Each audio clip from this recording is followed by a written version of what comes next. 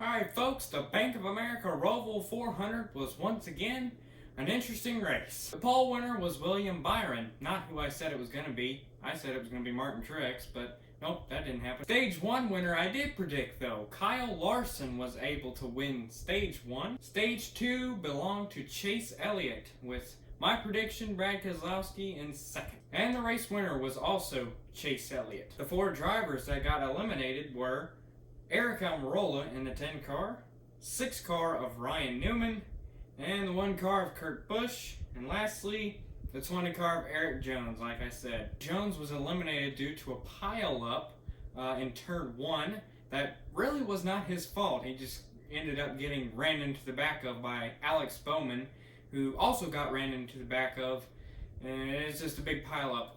Brad Keselowski did not cause the pile-up. Ryan Newman was just so close to moving on to the next round. He wrecked late in the race, had a lot of damage on his car, and I think that kind of affected the handling a little bit because unfortunately he was 1 spot ahead and he missed the chicane and had to go through a drive-through penalty because he did not stop. Ryan Newman was trying to hold off the number 10 of Aric Almirola, but since he overdrove the chicane and missed it, that really helped Bowman, because he moved on to the next round. Speaking of mistakes, the race winner Chase Elliott actually overdrove the first turn on a restart and ended up in the wall. That didn't affect his car because he ended up going to victory lane. Chase Elliott went and did a burnout right where he hit the wall, and then his car rolled away.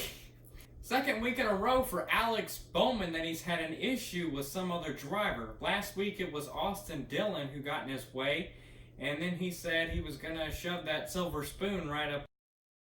Bubba Wallace ended up flipping him off, I guess due to something. I guess Bowman got into Bubba's way, so he gave him the bird. Well, Alex Bowman didn't like that, so he turned Bubba Wallace right into the wall. Now, after the race, Bubba Wallace showed his anger by walking over to Alex Bowman while he was on the ground seeking medical attention.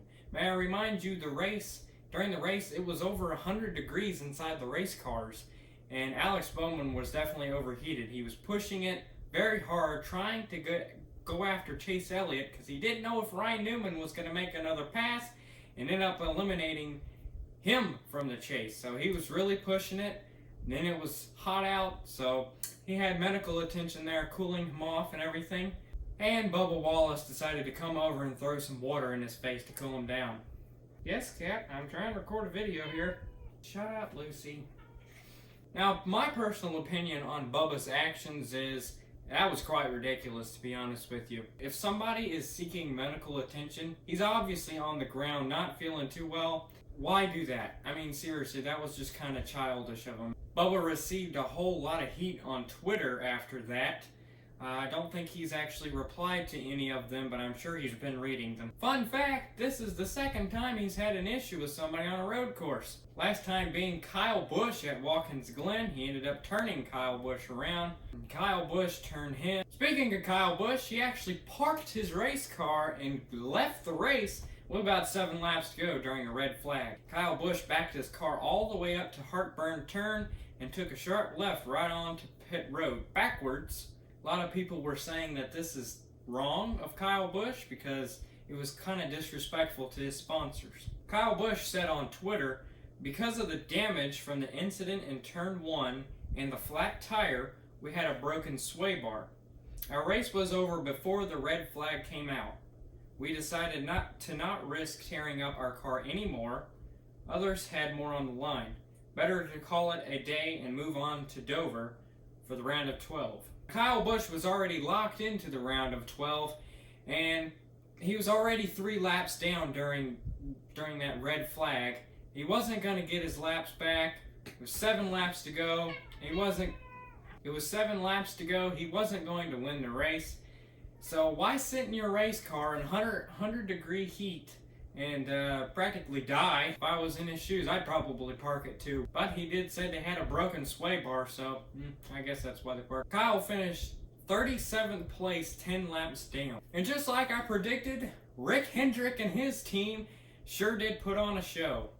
William Byron ended up winning the pole for the race. Chase Elliott ended up basically dominating the race, and he got the win. And Bowman, Alex Bowman, finished second, moving him on to the next round. And Jimmy Johnson, old Jimmy Johnson, he's been having a rough couple of seasons. He ended up finishing 9th position, so very good effort by that team.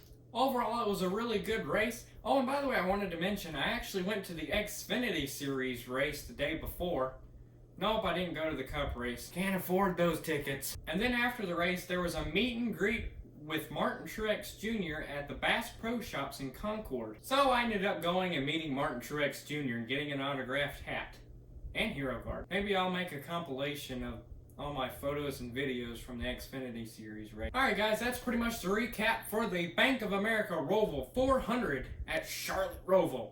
And I gotta say, it was really fun to go and watch the race. Where I was sitting, you could see pretty much the entire track except for the back part of the infield part of the racetrack. Couldn't really see behind all the haulers and the campers and all that other stuff that was parked over there. Kind of wish they moved that. That would have been nice. That was my first road course experience, so it was interesting because the cars were a lot slower, and I didn't have to wear any ear protection because it really wasn't that loud. But anyway, I would definitely go again. There was a lot of action, and maybe we'll be going to the Cup Series race next year. Who knows? Alright guys, thanks for watching. Hope you enjoyed this, and we'll see you next week at Dover.